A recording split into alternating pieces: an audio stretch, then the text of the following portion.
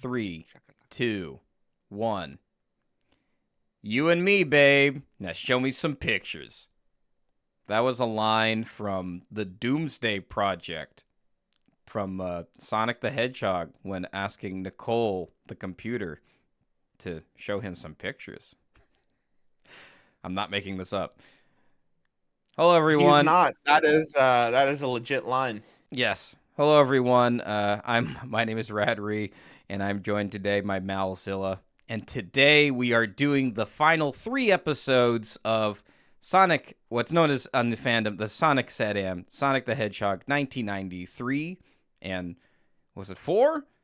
What did this show air again? It's 93, 94. 93, 94, and it's a bit of a bittersweet, bittersweet moment.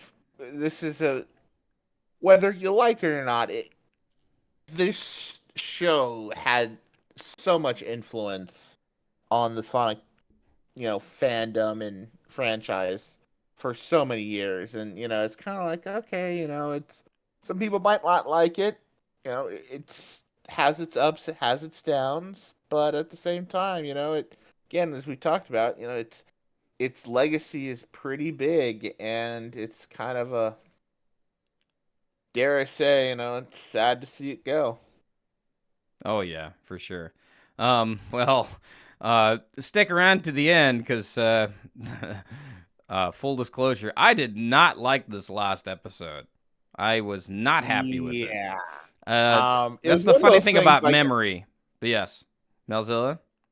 Yeah, I was going to say I had a very similar, I mean, I still like the Doomsday Project, and, spoilers ahead, but it's one of those things, I'm looking back on them, I'm like, it's kind of rough.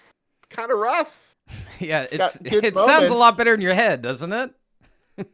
Yeah, and I have some theories, and we'll get to those later. I think my theories are probably aligned with your theories, and I think they're probably not even a theory anymore. It's probably a law. So without that being said, let's dive into our first episode, Drood Henge. Yeah. What? I was like singing it like a metal singer. Drood Henge. Yeah, I actually had to Google what Drood Henge was, and I'm like, this can't be original. I know nothing on the show is original. It can't be. What is it? So it's supposedly Drood Henge is a term from the Dresden Files. Did you know this? No, I just assumed it was some kind of allusion to Stonehenge. Maybe okay. Yeah, maybe. And, because they have the deep power stones, so, Yeah, so I looked into this. Yeah. It's like a book series by Jim Butcher, and I don't know anything about this. I don't know what the Dresden Files is. I've heard of the I've heard of the book series. I've never read them, but yeah, All I know is that wasn't it like a city in Germany that was like had like a bunch of. All I know about Dresden is what I've read from Slaughterhouse-5. But anyway, supposedly, this book series by Jim Butcher refers to a Druidic stone circle used for magical purposes, such as. That kind of goes with the whole Stonehenge thing. So, I think so. Yeah. Much like a traditional henge, like Stonehenge, or at least this is what it says in Wikipedia. Supposedly in the series, the Drood Henge are ancient and powerful sites where rituals, enchantments, or significant magical events take place. They serve as focal points for magical energy and that can amplify spells or other supernatural activities. So, so we're doing these 3 episodes, Drood Henge, Spyhog, and the Doomsday Project. So let's begin and jump into Drood Henge, directed by Ron Myrick. Again, he directs all the season 2 episodes, written by Ben Hurst. So, during a rainy night in Robotropolis, Uncle Chuck waits for Sally and Dulcie, who struggle to land in the storm. Dulcie still can't land, but she's doing better. It's just like when there's weather conditions, she's still not good. But she's trying. Yeah, she's trying. She's very much trying. And then after a rough landing, Sally recovers, and Chuck gives her a floppy disk. Remember those? Containing a partial recording of a conversation between Snively and Robotnik. Snively mentions discovering a scroll from Drood Henge, a name that sounds familiar to Sally. Chuck explains that it's a secret tied to the royal family and the deep power stones, powerful artifacts capable of great creation or destruction. However, Nicole refuses to provide more details as the files are time-locked until Sally comes of age. I love this scene. You do? Okay. I love this. Well, the scene that we're about to get into. Because it's one of those things where this episode is almost kind of deceptionally crazy in the fact that it drops some lore bombs like so late in the series about the characters. So, as we're going to find out, basically, King Dad, Max, Nigel, whatever you want to call him, he basically put, parental locks. Yeah, that's what I was Nicole. Gonna say. Like, did he just install parental controls? He did. I gotta ask you before you go into your next topic. What kind of porn do they have in Sonic's world? Well, I was gonna make the joke is if for any of our connoisseurs of cinema, some of you may be familiar with the film Spaceballs, in which another princess, Princess Vespa, had her robotic C-3PO, dot matrix, homage. And, there's a scene between her and, Lone Star, and, they're about to kiss, and then, Dot pops her virgin alarm, and I'm wondering, is that the reason, Sonic and Sally never have any fun is because Nicole's got a virgin alarm that, goes off every time they try to have some fun. I don't know. It's funny. It's the chastity belt. That's the yeah, exactly. It's from Robin Hood, man. It's the chastity alarm. Yeah, that's why she has it attached to her at all times. But you do notice that, Sonic, he takes that chastity belt other places. Well, the funny thing is like, Sonic. One of the complaints I've heard people say about season 2 is that Sonic comes off a little bit dumber than he did in season 1, but he actually logically found a way to bypass these parental locks. Yeah. He outsmarts Sally. He outsmarts Nicole. Yeah, that too. Because with logic and reason. Yeah, it's hilarious because they state that these files will not become accessible till Sally becomes of age. And okay, he just couldn't wait, could he? We couldn't wait, but it's like, okay, well, what constitutes the age of coming of age? Has he bypassed these parental controls before? I think he has. I think he must have, because he's basically Sally says that's 2 years away. What a sly motherfucker! I can tell you, man, what a sly hog! I gotta say. So, and she also says, basically, 2 years she'll be 18. Mm-hmm. So basically confirming that Sally is 16 years old at this point, and assuming that's the same thing, with Sonic, and we find out that Tails is only 10 years old, so he was probably born shortly after the coup. Because I think they said that Sally and Sonic were 5, so I think it's basically a year has passed, from season 1 to season 2. That's my timeline. I think modern Sonic, the lore team would hate this episode. Like, nope, they're ageless. They don't have ages. Get those out of here. I want to talk a little bit about the holograms on this show. You notice that, like, what is it? A lot of the holograms, they just sort of appear out of nowhere. Mm-hmm. I'm guessing that's like this through some tech. Actually, hold on. I'm looking at my note here, and I have no idea what I want. I should have wrote more notes because I don't remember what I wanted to say about holograms, but I did want to talk about it. Oh well. Thoughts on the holograms in the show? They're fine. They're fine. Yeah, I don't know what I was thinking when I wrote this note down. Because full disclosure, everybody who's listening to this show, I took a week to think about this episode, or excuse me, these episodes. So I wanted to digest them properly and to sort of understand. So some of these notes are old and And as I've said in prior episodes, that like I've wrote down these notes while I'm on my phone, while on my commute to work through the train. So they got a bit jumbled here and there. I tried my best to clean them up. So if there's any like little awkward moments in my note reading here, you'll know why. But I'm pretty sure I cleaned them all up. If you got a bone to pick with any of us, be sure to leave it down in the comments below. So, or just join our Discord and tell it to our faces. Yeah. There's the best place to pick bones. That we got all the bones there. So meanwhile, Robotnik works on translating an ancient book while Snively continues the search for more scrolls. Elsewhere, Sonic and Tails relax in a hot spring in what I think is also the Great Unknown, where we saw the Void, I think. I don't know. Yeah, it's pretty much kind of, they're using, rocky crag, Great Basin, whatever you want to call it. What zone is this in Sonic lore? Modern Sonic lore? Well, it's a good question. Sandopolis zone? No.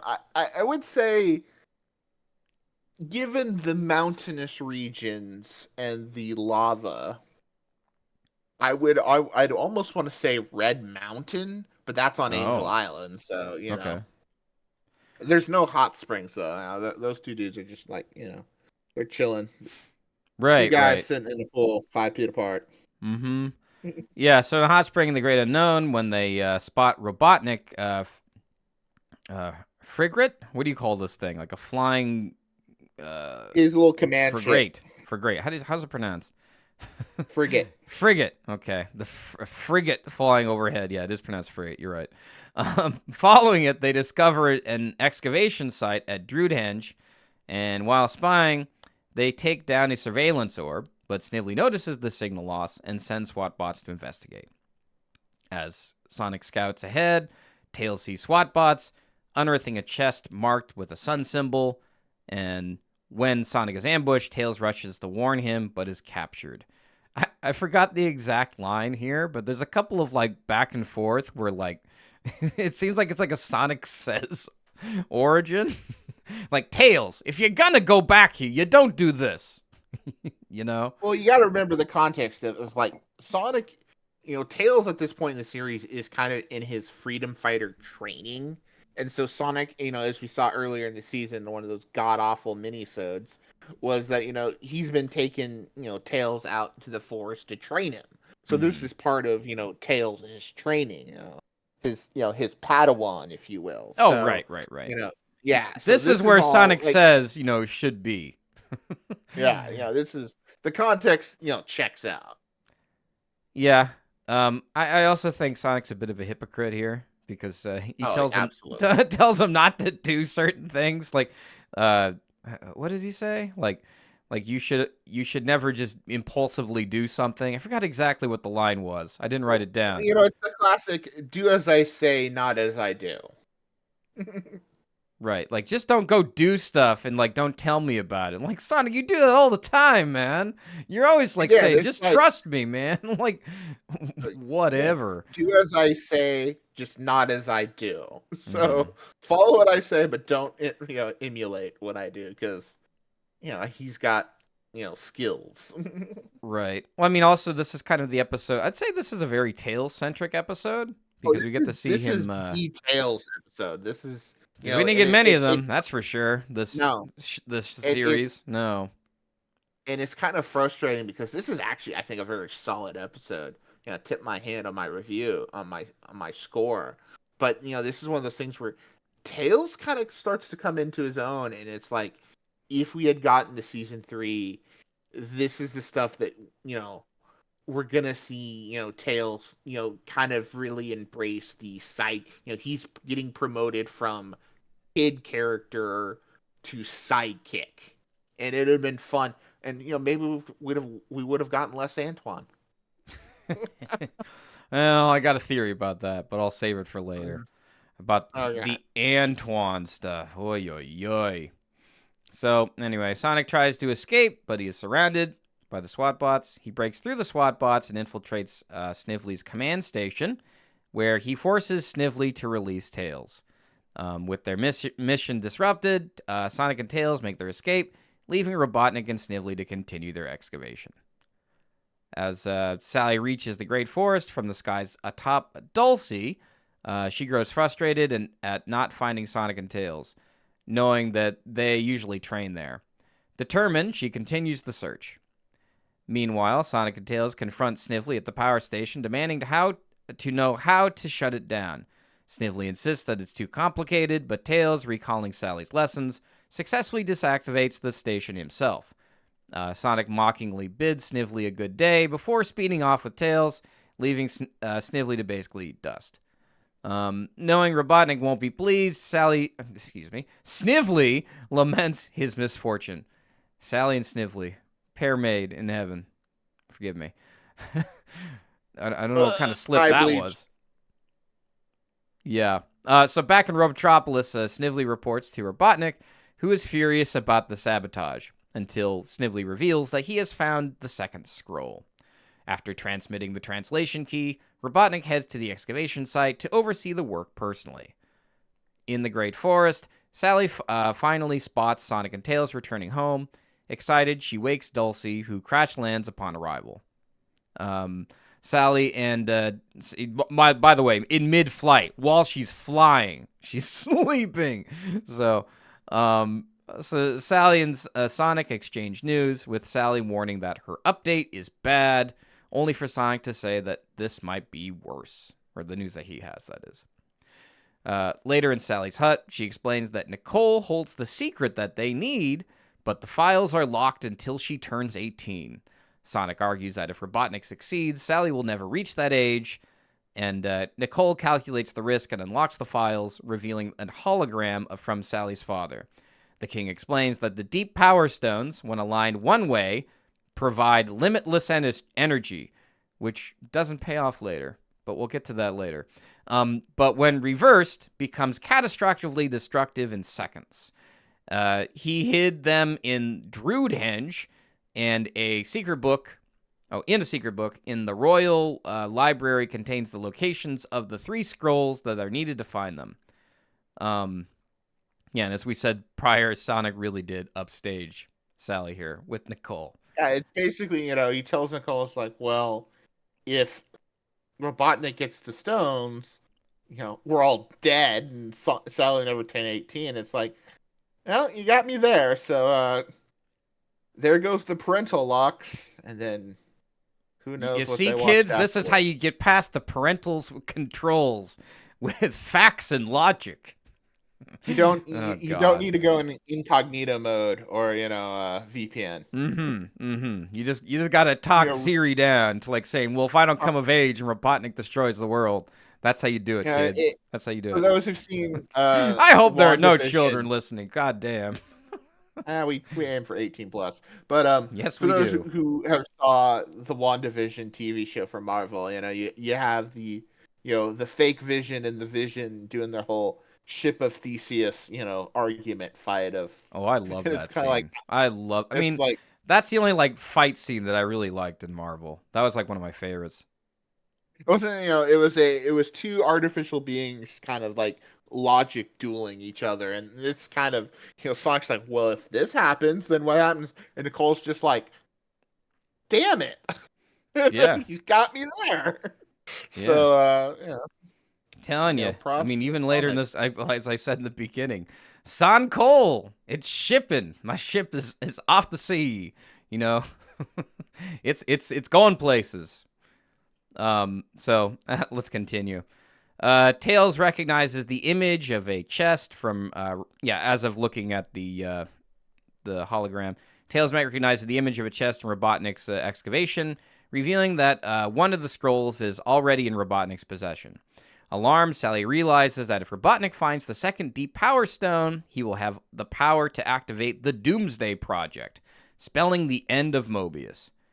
One thing I want to point out here is, as you said prior, that Sally said that Tails is 10 years old, and Sonic says that he's passed 3 tough freedom fighter tests, and that Sonic was doing solo missions when he was 10. And Sally says, of course, this is without permission. Right. Is that what you're about to So say? yeah, I was gonna say that Sonic was basically just doing his own thing at 10 years old, which kind of is interesting. So you figure this is 6 years ago. You know, how active of were they as freedom fighters? I mean, it kind of makes you figure like, was this like how old were they during the pilot? So it's kind of interesting. When you start getting ages, you start trying to think of a timeline, and it's just like this is both good and bad. Yeah, right. Yeah. One thing I want to point out: who makes these rules, and like who's up there to hold them up? Is it only Nicole? Is that the only thing stopping them? I guess. It's like Sally like a real stickler for the rules. I imagine she would be. Like, but no, that's what my dad said. That's the way we're supposed to do it. Because she probably has no I because think it's the only like parental figure there is I want to say Mrs. Yarby, but it's not her name. What was her name again? it's Rosie. Rosie, thank you. Not Mrs. How Yarby the hell? from the not Dark Crystal. Man, my mind is a mess. What was that movie called? Secret of Nymph? Yes, that's it. I think I see it Nev.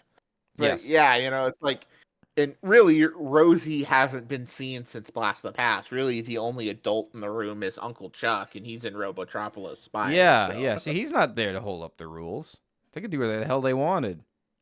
and quite frankly, you figure Sonic pretty much learned everything from Uncle Chuck, and Uncle Chuck seems like in his youth he was a bit of a, he was a bit of a bad boy. He did what he wanted.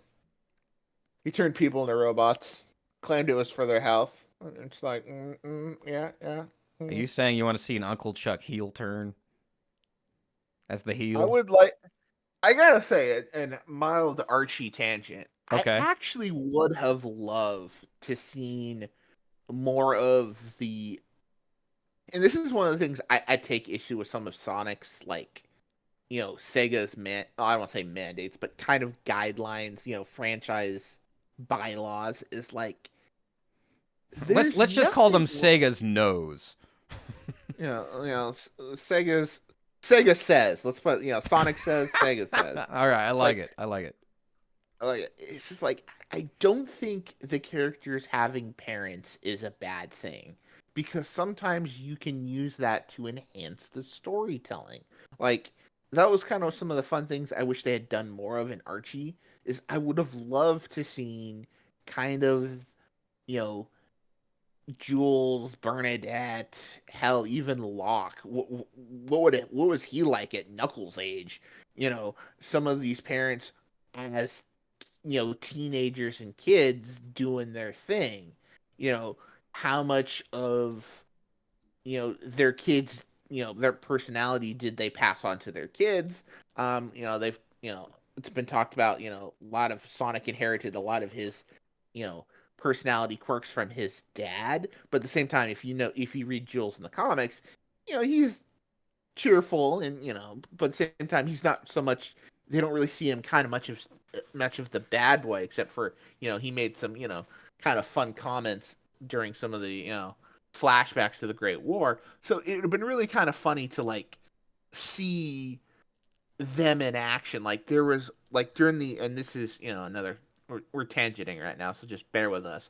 There was when Ian was doing the Iron Dominion saga, which for those who don't remember, that's when after basically Sonic beat Eggman in 191, either was it 199 or 200, and it was basically kind of we needed to put Eggman away for a while to clear up some timeline, clear up some plot threads, put him, give him a nice little break, and then do some of the other stuff. So you had this idea where they had the Iron Queen, Regina Fulcrum, an overlander with Magitech abilities. So she was a technopath. She could use magic to control technology. She came in to kind of step into the the big bad throne, but she had a back. They did a backstory issue.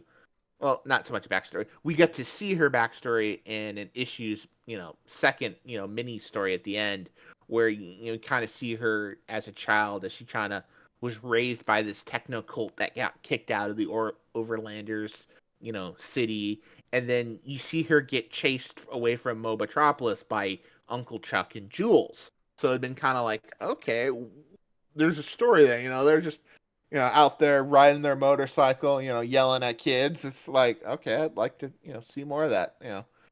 Maybe that's where again, I think there's a lot they could do, and even obviously Sega would probably have to redo some things, but like it's okay to have parents. It's also okay not to have parents. I But don't know. you can. I think I there's love my parents. way too many cooks, in the Sega brand before that even happens now. Oh yeah, It's yeah. like, I don't know what they're going to do. Because it's just sort of like, I think, what is it? Probably whatever the CEO says, what makes the most money wins. And pretty much that's probably what's going to happen. That's my guess, anyway. I mean, that's kind of That's not like ultimately, yeah. That's kind of on the basic macro level. But I don't know how much like it, I think it really, since we're kind of talking about that, it, and we obviously know Sega's got a lore team, and I think we've talked a lot about them, but it feels like, they've been kind of getting things together the last couple years, but it's like, you have to wonder how much autonomy they have to like, dictate things. How much does Kishimoto have to say? How much does Izuka say? How much does Izuka care, honestly? Because it feels like that was always kind of one of the things to me that I've always kind of observed is it felt like, a lot of the bigwigs in Sega and Sonic Team, they cared more about like the technical side of the franchise, like actually making the game, which is fine. Where it almost seems like they didn't really care much about like, okay, story is always going to come second to gameplay, which for most video games that's always going to be the case. But Sonic as a franchise has kind of just evolved into having, you know, it's very narrative focused, and a lot of fans have attached themselves to that. So Yeah, I'm and definitely one of them. and I think we have seen them in recent, especially like with Shadow Generations, Frontiers to extent. We've definitely seen them kind of shift a little bit to you can see them now focusing a lot on story is becoming just as important as gameplay. Yeah. Well, I don't know. I'd like to be positive about the future and, say positive things about it. But to me, it's just sort of like, I don't know what's going on behind the scenes, but to me, it just seems like too many cooks. I'm not sure how they're going to balance that all out. But that's probably a conversation for another day. Absolutely. Shall I return to the review? Let's get back to the episode. All right. So, one other thing I want to point out about this scene, with Sally talking about the rules about what makes a freedom fighter. Whoever made these things, I'm guessing it was the parental figures that they had, like some book or paper or Chuck or someone, some adult that was once in the room but isn't anymore, and they're like children that want to appease their parents, right? Not that like that's a bad thing, mind you. I mean, when I'm saying that. There's one where like Sally agrees to let Tails go on an adventure and do freedom fighter stuff. And the way she like delivers this line is really odd. I just want to point this out. She goes, "Fine, you'll be responsible." Like Sonic did a no. And then like they play like this like what do they call that? Like an audio stinger? Like da da da da da da da. I forgot what they play. But it goes up on this like high note. I'm like, Again, it's kind of one of those interesting things where it's like, as we kind of see, both Sally and Sonic, for all intents and purposes, are, Tails' you know, parental, figures. yes. So, it's like mommy and daddy are fighting where, mommy doesn't want little baby Tails to go off and, be in danger while dad's like, he's old enough, he can hold his own. And, it turns out Sonic's actually right. Tails, we'll get into Tails, how he kind of plays, becomes the mastermind of all of this. Oh yeah. Well, I'm just commenting on how like Sally seems like she's in contempt, but she's like in a fake contempt because like, yeah, it's like what you were saying earlier. Sonic really does like some linguistic kung fu this episode, you know? I mean, I don't think we should be dunking on SatAM Sonic for being a dumbass because he gets places in this one, you know? Probably stuff that happens off screen as well. So, or at least I imagine that's what the writers would like us to think. This is where the headcanon comes in, ladies and germs. So, anyway, at Drood Henge, Robotnik's worker bots unearth a chest containing the first deep power stone. Claiming it for himself, he prepares for Sonic's inevitable arrival. Meanwhile, in Knothole, Sonic, Sally, and Dulcie plan their mission when Tails insists on joining. Although hesitant, Sally allows it. Oh, wait, I'm reading my old notes again. See, this is okay, you get to see this in real time, my dudes. This is where I screwed up my notes again. All right, I thought I caught this one. I didn't. Anyway, moving on. There, Robotnik sets a trap using heat sensors and a surveillance orbs to locate Sonic. And Tails acts as a decoy while Sally secretly signals Sonic. With Nicole's guidance, Sonic tricks Robotnik into thinking they found the deep power stone. As SWAT bots... Second deep. Yes. Well, we'll get to that in a minute. As SWAT bots and stealth bots close in, Sonic leads them on a chase. Cornered near a geyser, Sonic fakes surrender before tossing what appears to be the stone into the lava. Believing it be destroyed, Robotnik gloats until Dulcie swoops in with Sally and Tails, rescuing Sonic just in time. Now, let me ask you, did SatAM inspire Sonic Adventure with the old switcheroo of Power Stones? I'm thinking it's probably just a coinkydink. It's probably just a whole coincidence. Are you thinking Sonic Adventure 2 with the fake emerald? Yes. I was gonna say because there's no fake emerald or, switcheroo. I mean, I don't think so. Yeah, I mean, again, I don't think that's so either. Common sources. I just wanted to throw that in there for a possible Sonic Adventure reference. But anyway, back at Drood Henge, Sonic uncovers the second deep power stone. Sally debates destroying it, but Sonic convinces her to keep it for their fight against Robotnik. When she praises Sonic for the ruse, he reveals that it was Tails' idea. Proud of his thinking, the team welcomes Tails as a freedom fighter, marking this as Tails' first true victory.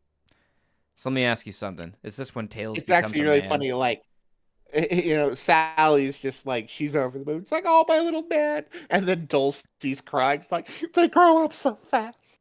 So, this is definitely, kind of that typical, graduation, Tails. It's obviously, he's still kind of, I wouldn't say he's he's a full-on freedom fighter, but he's kind of still, I'd say, like a junior freedom fighter. But again, he's showing that he is valuable. He's also smart. Like, he hacked the power in the episode. He's like, oh yeah, Sally taught me.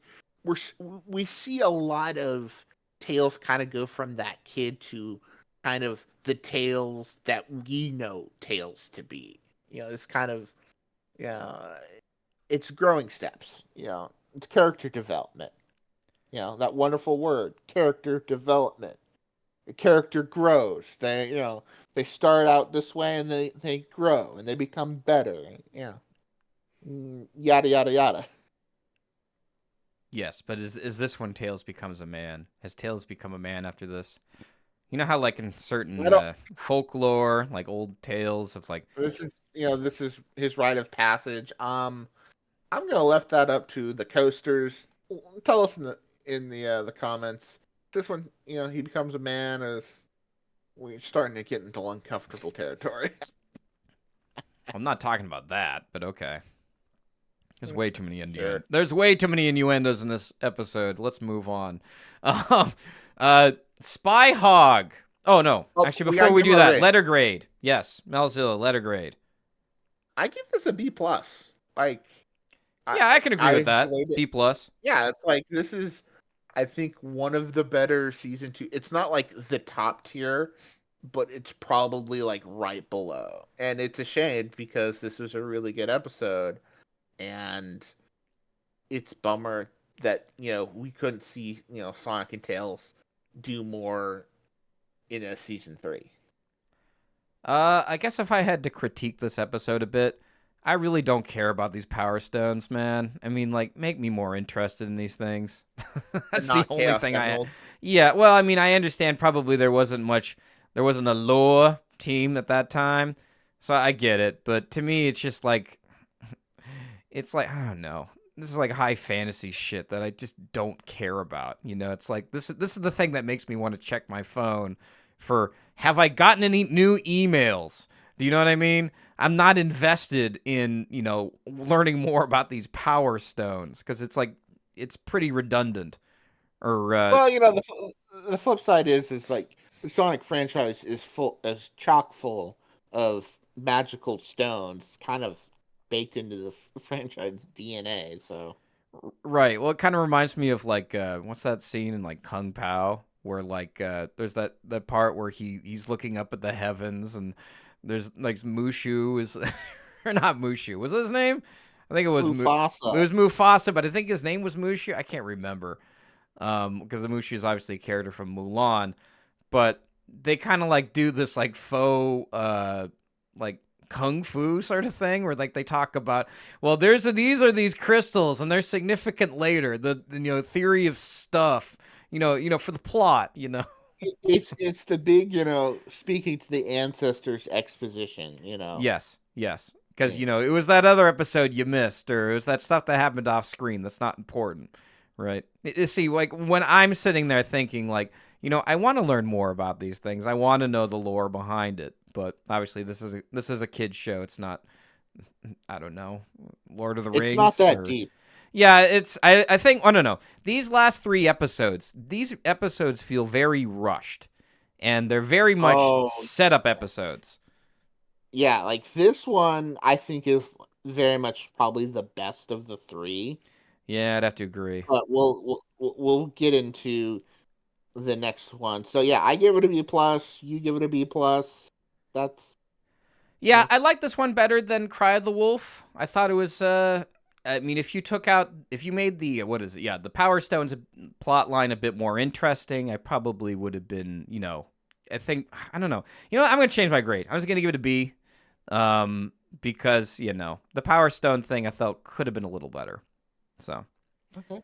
that's my review. So you're giving it a B then. Yes. Okay. I'm giving it a B plus. You're giving it a B. Yeah. So, is everybody writing that down? Good. All right, so let's It'll move be on the on. test. Yes. All right, Spyhog, directed by Ron Myrick again, and also written by Ben Hurst. I think all 3 of these episodes are written by Ben Hurst. So, inside a factory in Robotropolis, Uncle Chuck waits for the right moment. Once the coast is clear, he sneaks into the control room and hacks a computer, downloading the schematics for Robotnik's new fuel tankers. Just as he hides the disc in his robotic chest, Snively spots him and questions why he's here. Playing dumb, Chuck claims that he's fixing a circuit breaker and manages to slip away, but Snively remains suspicious. Meanwhile, Sonic makes his way through Robotropolis, hitching a ride on the underside of a hover unit thanks to his anti-gravity sneakers, because this is his thing. He reaches Chuck's hideout, chili dog in hand, and gets the disc. Chuck warns that he still needs to grab the transport schedule, but nearly got caught. Sonic urges him to leave Robotropolis for good, but Chuck insists that his work isn't done. One thing I want to point out here before I continue. I guess robots do eat food. I mean, Chuck just ate a chili dog. So I guess food is important in this this show or this universe for robots. Well, it's one of those things like, and again, I don't know how much of this is, the Archie and the SatAM kind of blend, but like, you figure, these machines have to have some form of power source.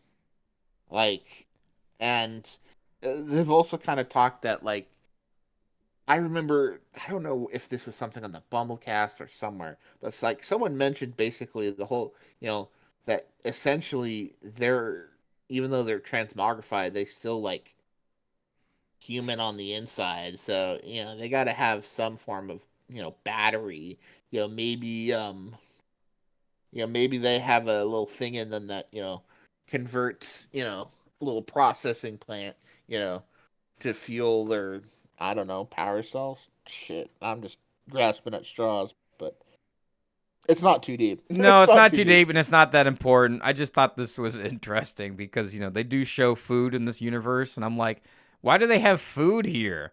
Nobody eats. They're all robots. Robots don't eat food, at least not in our world. But anyway, I guess Snively and Robotnik have to eat food. that's true. This is true. They are humans or overlanders, if you're following the Archie lore. Yeah, that's an Archie thing. Yes, yes. Let's continue. At Robotnik's headquarters, construction on the Doomsday project continues. Robotnik demands an update from Snively, who reports that they're ahead of schedule and that the fuel tankers will roll out at dawn. What they don't realize is that a mechanical bug has overheard everything, sending the intel straight to Uncle Chuck. Back in Knothole, Sally lays out the plan in her bedroom, by the way. I'm guessing they just kind of did it spare the moment, not like they have a. I'm Well, pretty sure they have a meeting room anyway, but actually, I would honestly make the thing is like I don't think I think Sally's hut is kind of like the unofficial like HQ. You see them hanging out a lot in there a lot doing these kind of like planning meetings. They may not actually, which is also kind of weird because it looks like they have like call it one of the animation inconsistency of the show because like you see all their individual huts where like they hang out, but at the same time it's also like you see these bigger structures like that big white like looks like coral, like it's behind like the big tree. It's kind of like used in some of the big background shots. It's like, what do they do there? I mean, again, I kind of wish, again, one of those things in hindsight. It's like, I wish we could have like explore Knothole and see, what it's like. oh yeah, I mean, there's certain parts of the show where like we've talked about in the past where it's like we feel like we want to take out our screwdriver and just tighten up certain parts of this machine, right, to make it like to work a little better. All right, well, just explore, the world.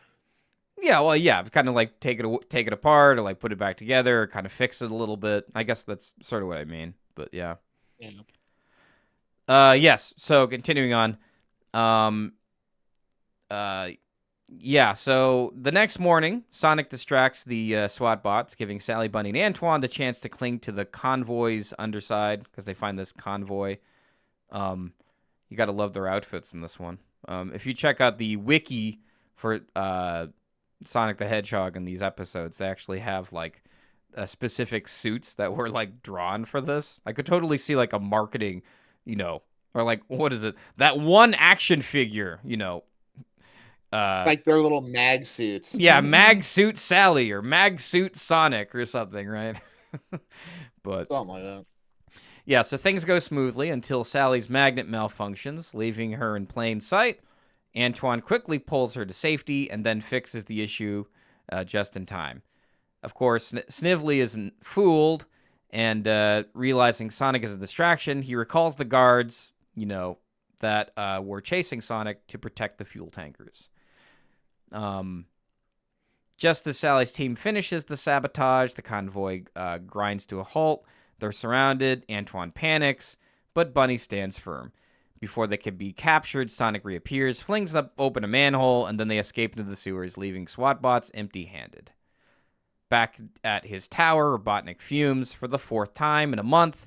The Freedom Fighters have been wrecking his plans. Frustrated, he turns to Snively on his computer screen to say, "How did they keep doing this?" Then it hits him. They must have a spy in their ranks. So, in terms of the show, how long has the Doomsday Project been going on? Well, see, that's one of those things, and this is something I was going to bring up later in the when we get to the Doomsday Project. They like saying the name, but they really don't explain what it is. Yeah, you're right. Yeah. Yes. And when they do, it's like the name is cooler than the actual lore, supposedly. Yeah, it's like, yeah. I'll just leave it at that, and we'll get to that episode. But yeah, so continue on. Mm-hmm.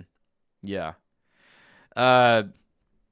So anyway, at the Lake of Rings, Antoine just can't stop to seem bragging about his daring rescue of Sally, or Sally's, drop from her magnetized drop earlier. This is important later, so I have to mention it. Yeah, so during the fuel tanker mission, Sonic's patience wears thin, but before he can say anything, Sally arrives to thank Antoine personally. She even gives him a kiss on the cheek, sending him into a love-struck daze while Sonic looks on in disgust. By the way, I want to point out that Antoine says that he'll croon. Was this one of these Antoine-isms where he was meaning to say goon? No, he was swooning. Oh, okay. All right, I'm sorry. This was not made in 2021. Or when did gooning become a thing in the United States? I imagine that's a U.S. meme, right? Pretty much. Okay. All right. He didn't goon. He didn't mean goon. He meant swoon. Thank you. Yeah. So meanwhile, in Robotnik's headquarters, Snively is fooling around in his uncle's chair until Robotnik storms in. With a sinister grin, he fits Snively with a voice-muffling mask that ensures that their conversation will remain private. Robotnik has figured it out that there's a spy in Robotropolis. He orders Snively to sweep the city for any electronic surveillance devices. The hunt is on. I want to point out here, good writing part, where Robotnik here refers to Snively as a lackey. So it kind of it tells me that, like, no wonder why his, regiment is, like, falling apart. Because at least what I know about working at a real company, if you're a boss and you undervalue your employees, they will eventually turn on you. So, yeah, I mean, so since they set this up from the very beginning, you could totally tell that, Snively is and should turn on him from this point in time. So, later at Robotnik's workshop, he unveils his latest finds to Sally and Bunny: a salvaged hover unit with a working engine, a mechanical postal pigeon, and a security transponder that will let them pass undetected through Robotnik's defenses. But while the Freedom Fighters gear up, Robotnik makes his move.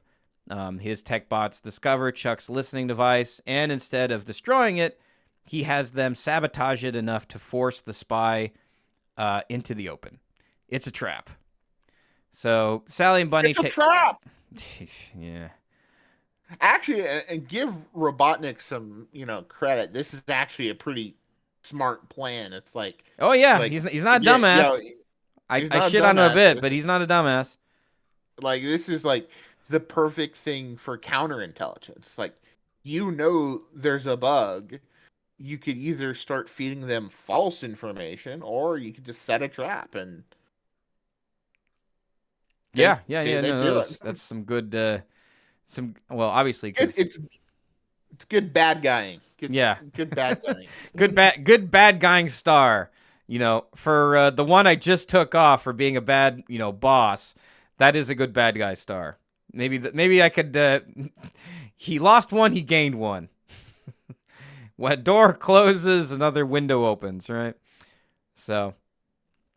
Anyway, so Sally and Bunny take the hover unit straight to the Doomsday Project's tower, where they successfully download its schematics. But when Sally digs deeper, she finds a top-secret file. And the horrifying truth, Robotnik knows that about Uncle Chuck. Yeah, in terms of, like, bad guying, and gold star for bad guying, he gets another one here. I like that Robotnik labels his plans top secret. And, Sally's dumb enough to fall for it, because she's, top secret, right?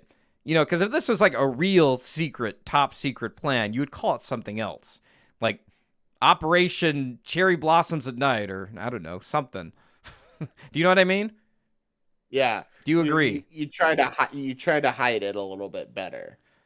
So, but then again, there's a scene in the finale that refute a lot of that. So, we'll get to that later. All right, I guess we have a lot to say about this finale when we get there. Yeah. So, yeah, back in Knothole, Rhoda receives an urgent message from Sally that they need to warn Chuck fast. Antoine, still basking in his self-proclaimed heroics, takes it upon himself to deliver the warning. Confident as ever, he hops on Dulcie's back and heads straight for Robotropolis. Did you notice that in the scene, they have a random Antoine scream from the previous episode here? I didn't catch that. You didn't catch that? I didn't catch that. I'm guessing they put this in here because, back in the day, I mean, this is something we're going to have to explain to children when we get older. I'm telling you. There was a time when you were watching television where you would just catch something in the middle of a show, right? And it wasn't like YouTube where you could just go back to the beginning and then watch it from the start. It's like once you get into that scene, you're there. I imagine they just put in this screen because they want us to know that Antoine's a fool because they're thinking viewers are just popping back in. Or at least that's my guess. Yeah. Sorry, a few. Is this an Antoine-centric episode or a Chuck-centric episode? I don't know. A little A, a little bit of B. Yeah, I don't know. Let's continue. Antoine searches for Chuck in Robotropolis, but despite his fears, decides to sneak into a warehouse through an air duct to avoid being seen as a coward, I guess. However, as he hesitates, flying SWAT bots force him to crawl inside.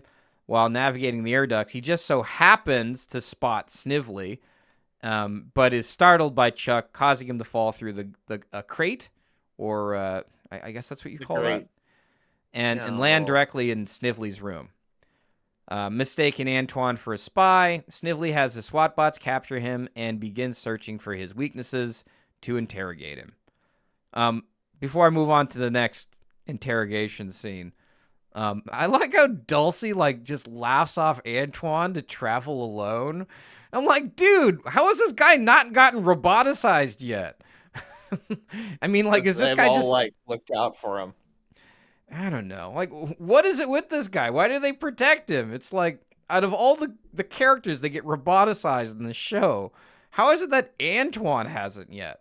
Because he's just gotten stupider since season 1. You'd think that he would learn and get smarter and, learn from his mistakes. But no, I don't know. Maybe they just want him to get roboticized and he hasn't been yet. Maybe that's it. It has to be. I have no other explanation for this. Malzilla, any thoughts on that? I don't know. I don't really have any thoughts. I mean, again, Antoine is Antoine, and he's lucky that he gets bailed out a lot by Sonic. Are you just sitting there and be like, next scene, please? Get onto the scene everyone wants to talk about. Yes, let's continue.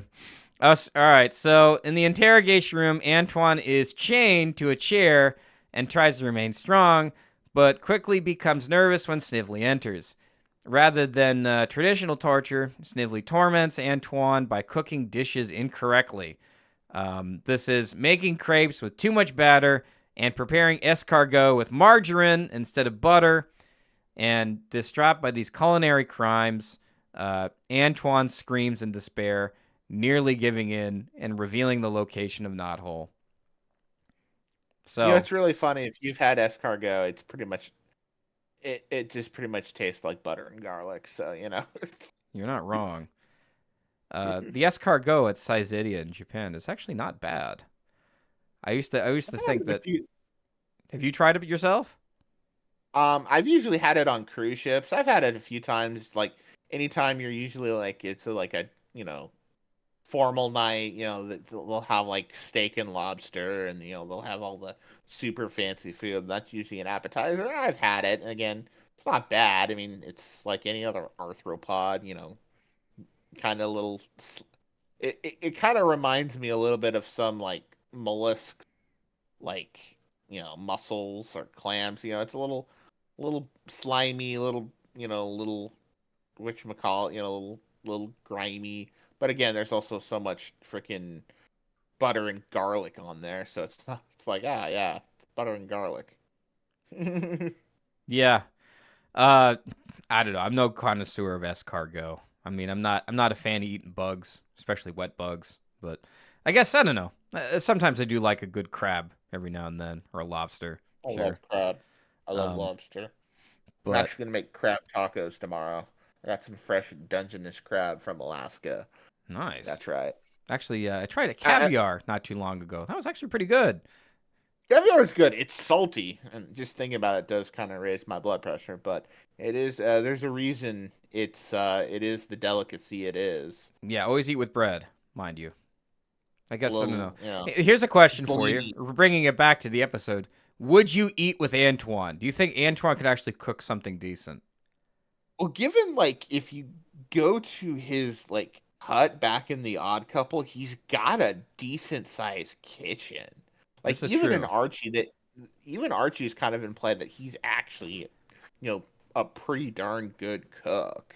Maybe that's why Which they is also keep him around, because he's a good cook. maybe, which is interesting because you got him and Bunny, and Bunny's got the classic Southern you know palate, Southern cuisine style, I think and she's then you mostly got there all for the hospitality. That southern that's not true. hospitality. But yeah, and then you got Antoine with his French Spagonian Kingdom of Mercia for pre-boot. Okay, so yeah, let me bring something up here about that.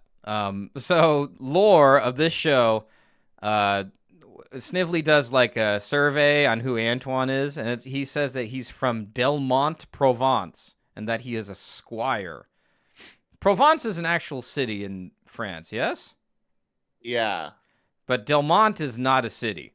That's like, what is Delmont? I don't know. It's like the name of a wine? I couldn't Yeah, I tried Googling this. I couldn't find anything. so Provence again, that is a, province, region, state, whatever in in France. I believe it's southern France actually.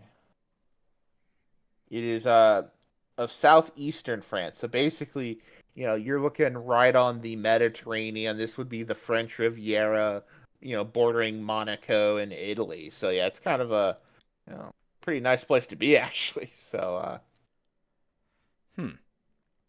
Okay. And also, who is he a squire to? Is this explained in Archie at all? Is he a squire for somebody important? you gotta remember, like in Archie, um, Amand, I think that was his dad's name. He was like he was a general in the Great War. Like, Tails' dad and Antoine's dad were like the generals, you know. And then eventually, like, Amand became head of the Royal Guard. So that was kind of one of the things where, Antoine's always kind of, he was aspiring to be, you know, in the Royal Guard. That was kind of one of his little, his little things. Okay. So So you're not saying he's a squire to anybody and anyone like we know or anyone that you remember? obviously not, because I mean, where are the adults in the show? Yeah, right. Well, I mean, maybe he was But a squire from like at birth or something, and like he's like this character who's like picking his nose, and well, like you he'll be probably my figure. squire. I mean, we did see him in Blast from the Past, and he was hanging out with them. So I would probably venture a guess. Again, this is just guesstimation. Um, that you probably figure the fact that he was, in Sally's kind of friend group, Mm-hmm. that again, since Sally's the princess, like, and obviously, Mobotropolis is definitely a big, definitely a more advanced society, even though it is a it's a monarchy. But you wouldn't the princess wouldn't, like, she would be interacting with people of her social stature. Now, you're not going to send the princess to, public school. She's probably either going to have either in a super, swanky, um, well, actually, hell, they did it in Archie. Those really, people right remember that really super anime, cover where they went to high school, after Sonic got his knighthood revoked because he stole the sword of acorns. You know, uh, they all ended up in school where Rotor's wearing like a beanie. It looks like Jay from Jay and Silent Bob. He looks like he's someone you buy weed from. It's hilarious. But yeah, and then freaking Bunny looks like she's just walked off the set of Dukes of Hazzard. She's got you know polka dot crop top tied, and then Daisy Dukes, and they're all chilling. But we find out that Sally is taking private lessons at the castle, so she they're not exposing her to the commoners. So you figure in that case, you know at worst she's going to be at a super prestigious private, for like the nobility. At best she's probably getting private education. And Sally was obviously pretty smart, so she probably got a lot of tutors. Again, she's hanging out with Sir Charles and Sonic. So obviously I would imagine this is kind of, roundabout way of saying it is, I imagine Antoine's parents you know are probably of a similar background in SatAM. Yeah. Okay. All right. Yeah. Forgive our deviation, but I did kind of want to know if there was an explanation. But yes. Yeah, if they've listened to our podcasts this long, we know they're here for our tangents. They're here. Thank you. It's why they stay. Have you subscribed yet, fine sir or fine listener? Be sure to go down and press the subscribe button for more. Tell us what put in the notes. You there, what is our listener?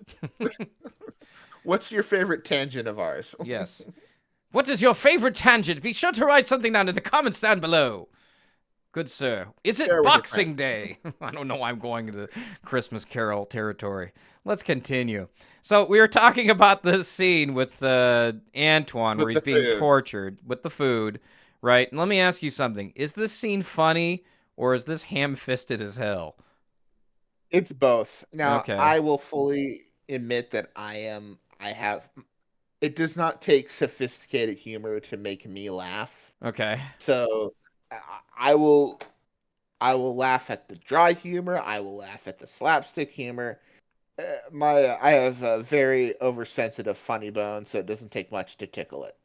Okay. And I chuckle at this because it's so ingenious, but at the same time it's like, oh my god, this is like. I think for some, obviously, if you look at things through kind of a more modern viewpoint, it may be a little, poking the French stereotypes. But again, that's the whole joke with Antoine. But again, it's like, but at the same time, it's also funny. It's like, freaking crepes and escargot. How are those things still a thing? Yeah. Well, I don't know. They still have snails. They still have fungus. Fungi. Yep. As what's his name? Jeff Goldblum says in Jurassic Park, life finds a way. Life finds a way. Correct. You forgot the uhs. Yeah, well, I don't know. I need to work my Jeff Goldblum impression, so I'm not gonna. I do too. Go into it. It's always a good thing to have. I suppose so. So yeah, after taking Antoine back to the junk heap, after rescuing him, Sonic rushes back to check on Chuck, unaware that Snively's tech bot has traced Chuck's location. The SWAT bot storm the hideout and capture him. Meanwhile, Sonic hands Antoine off to Dulcie, who flies him back to not hold despite his protests. As Sonic races to save Chuck, Snively presents the captured spy to Robotnik, who ominously declares that Chuck will talk once he's plugged into his machine. It's actually really interesting about this scene, how it's like, oh, Sir Charles, what a surprise. And it's still kind of interesting how obviously he's mocking Chuck. But it's also kind of, he does feel like he has a bit of a respect for him. Yes. Ultimately, he's stolen a lot of his tech. But it's kind of like, it feels like he almost kind of also like recognizes him as a, like, a worthy foe, if you will. I don't know. Mm-hmm. Yeah. I'm in agreement there. Meanwhile, outside, Sonic powers up with the power ring, and he runs straight up the side of the building. As Robotnik pressures Chuck to reveal Naho's location, Chuck starts resisting, but Robotnik quickly reasserts control. Just as Chuck's about to break, Sonic smashes through with the roof and yanks him from his chair and frees his mind. It's ram and jam time, I think he says. But to me, this is more like Deus Ex time. But anyway. I know. I don't have a soundboard, so I'm going to make the noise with my mouth. Oh, that was cringe. Robotnik unleashes flying SWAT bots, but then Sonic scatters them from an indoor tornado. While Snively gets slammed into a wall, Robotnik makes a quick exit. Sonic and Chuck escape on Sally's hover unit, waiting outside. Once safe, Sonic urges Chuck to return to Knothole, but Chuck has other plans. These plans being that he's already prepared a backup hideout, and knowing that Robotnik is now watching for him, reveals his disguise, a tech bot suit that helps him keep spying. Despite Sonic and Sally's protest, Chuck insists that he must stay to help stop the Doomsday Project. With heavy hearts, the Freedom Fighters say their goodbyes. Sonic runs off, struggling with the farewell, while Chuck watches them go, and he has a tear in his eye. Or he's seen with a tear in his eye. Chuck, that is. And on the bottom of the screen, it reads, "Next week, Doomsday." I do love that. That's a nice little... Yeah. Nice little prelude to, Make sure our viewers will still watch, the end. Exactly. Mm-hmm. Anyway, thoughts on this episode? It's fine. It's... Yeah, I'd say I'm with you on that one. It's fine. I'm kind of in that, I give it the, B minus B range. I mean, again, I think a lot of it, your mileage is going to vary. I mean, if you find the whole cooking interrogation funny, which it was, for at least for me, that's kind of like the big point of it. Again, Robotnik, flexes some bad guyness, some villainy stuff, and that's really good. I do feel that, like, oh yeah, I had a backup hideout that looks exactly like my normal hideout. Huh. Come on, art team, do better. But I do like his little R2 disguise. But at the same time, it's like Robotnik now knows he's out there, like, spying on them. So it's like it maybe actually be smarter for him to go back to Knothole. But he's out there doing his thing, and I do kind of like, again, I've talked about it last episode. It's okay for the Sonic characters to have parental figures. I think the dynamic between Sonic and Chuck, this is, you see a lot of what they have in kind of what you see that the Paramount films did with Tom and Sonic. This is his main parental figure, and they're both fighting the good fight, but it's like he wants his family back. Mm-hmm. So, I mean, again, we don't know. We can assume his parents are dead. But so Chuck means a lot to him, and he means a lot to and it's kind of an interesting comparison where when we see the last we see of King Acorn, he tells Sonic to take care of Sally. When we see, them leave Sonic's base, Chuck tells Sally, take care of him. So it's kind of, you can tell, like, the parents know that these two are a thing, and it's like, they also kind of know that they're not going to be there forever, and they do have to look out for each other. Kind of sweet in its own way. Yeah, I mean, I'm with you. This is another, as I said earlier, it's a setup episode. These all three are just setup episodes. So it's just sort of like setting the stage, right? I mean, did I enjoy watching this one? It was fine. It's fine. I mean, honestly, Wolfpack was a setup episode. Most of the last 4 or 5 episodes of the season are all setup episodes, really. Yeah. Well, the question is, did you enjoy the setup? some parts I think were fine. Some parts could have been better. Some parts could have been worse. It's adequate. Right. It's not absolute cinema, but it's adequate. Right. Yeah, I hear you. I give this episode a B. It's fine. It wasn't bad. I enjoyed it. If you like the Antoine escargot scene, I guess give it a watch. It's a little silly. I mean, I don't know. It's another one of those. I'd actually say you probably could skip it along with Cry the Wolf. So if you had to skip one of them, this would be one of them. So without further ado, let us dive into the very last episode. The Doomsday Project, again, written by Ron Myrick, directed by Ron Myrick, written by Ben Hurst. The episode opens. Yep, here we are. The episode opens with Robotnik and Snively finally completing the Doomsday Machine. Finally, after so much buildup. But it's not like we all have Netflix and we're all watching this show, with our bingo cards. We aren't. Because trying to fucking catch this show in the right time was the challenge in its own. So, as Robotnik revels in his impending victory, he activates the machine, which begins drilling pipes into the ground, and his plan to take Mobius is officially underway. Meanwhile... Can we take a pause? Yeah.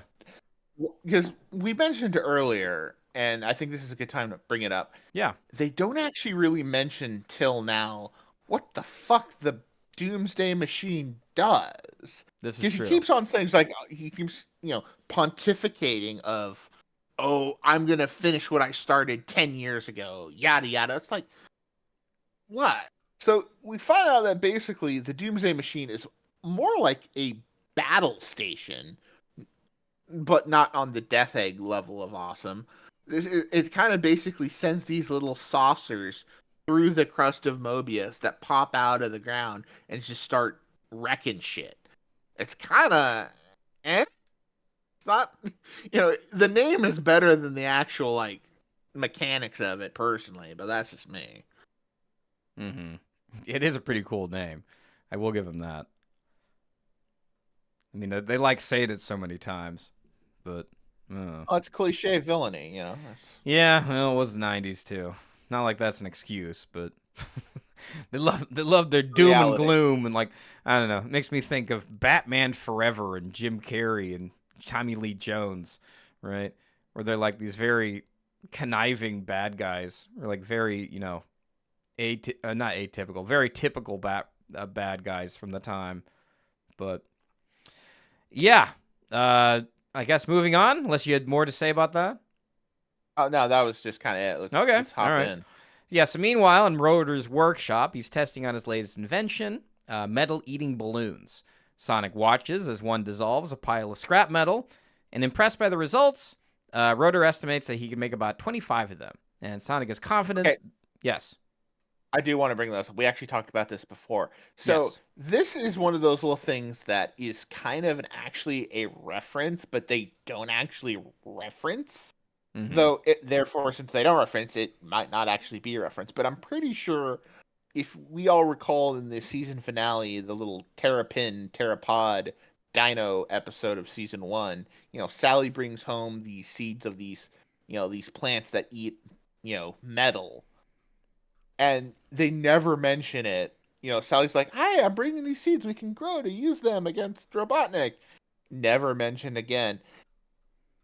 Until now, I think, because I think they don't explain how, Rotor came up with these little, anti-machine water balloons. So this is kind of the only way that makes sense to me. It's yes. Remember that one thing we had in season 1 that was never mentioned again that is somewhat similar to this?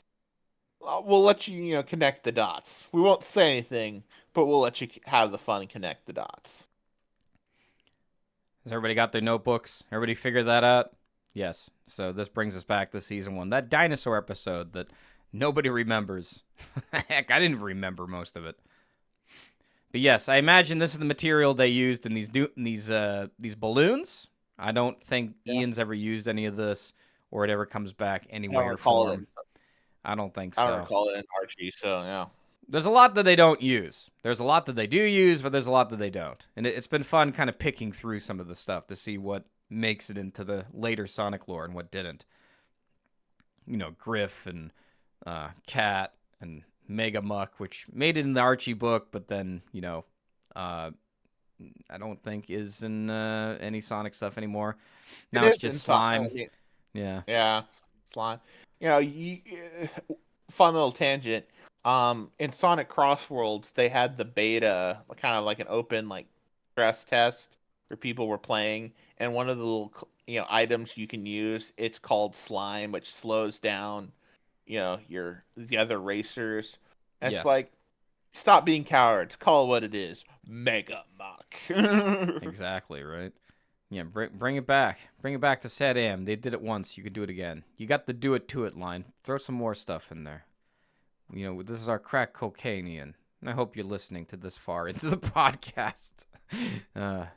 Actually, no. He can't listen to fan ideas. It's okay, so we're safe. We can, shoot the shit. We're not talking to Ian, we're talking to Sega. Sega can listen to us. Okay, all right. Papa Sega. Yes. So, so as Rotor says, he can make about 25 of these balloons. Sonic is confident that they can do some serious damage to the Doomsday machine. Checking on the watchtower, Sonic finds Antoine asleep on the job, and after waking him up and catching him mid-fall, Sonic's frustration quickly turns to an alarm as the ground splits open. A massive Doomsday pod emerges, laying waste to everything in its path. Realizing Robotnik has launched his plan a week early, Sonic rushes back to Knothole, sounding the alarm. Rotor is stunned. The attack wasn't supposed to start yet, but there's no time to dwell on it. As they grab the metal-eating balloons, a tree collapses on Rotor's workshop, which he is horrified to see. Rotor, that is. But just before the impact, Sonic snatches a balloon and hurls it at the Doomsday pod, destroying it. Meanwhile, Sally is sending out messages to rally the other Freedom Fighter groups.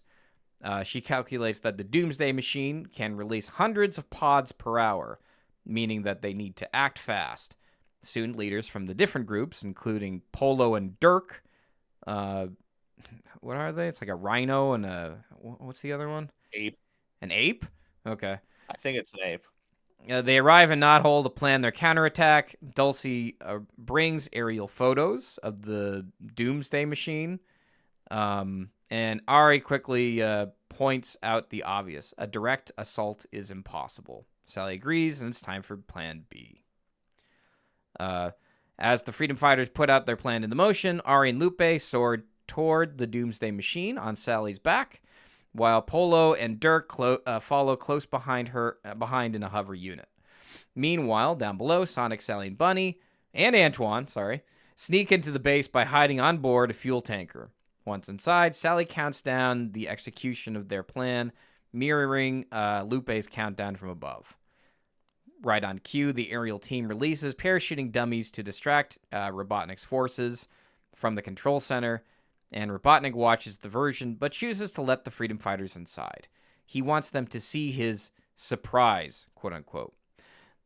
Snively, ever skeptical, grumbles about Robotnik's overconfidence, but when caught, he quickly covers this by saying the Doomsday machine just needs more oil.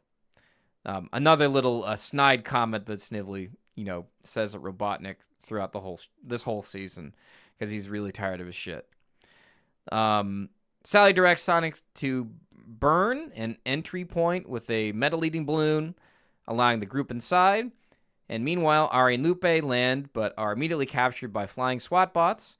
Inside, Sonic speeds past some tech bots, joking that they won't be a problem unless Antoine trips, prompting a frustrated response before Bunny cuts him off. The team soon reaches the tunnel where Sonic scouts ahead. At first, the tunnel seems clear, but then suddenly, two mechanical heads with glowing red auras appear, and Sonic barely dodges their attacks, yelping as they scorch his tail. Sally warns that they're tracking his movement, but Sonic uses his speed to bait them and crashing into the tunnel outside, destroying them. Sally rushes over. Sonic is tired and singed, but is otherwise fine.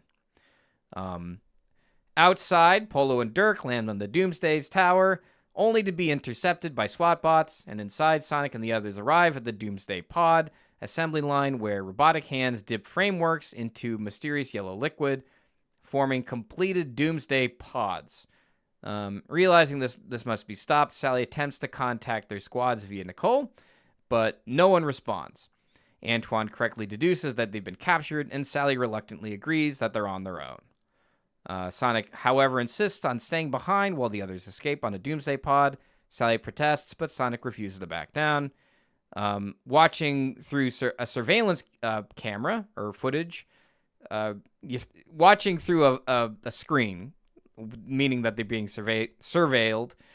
I got to tell you, it's hard writing these notes sometimes. You're looking at something on the screen and trying to explain what it is that's going on the screen.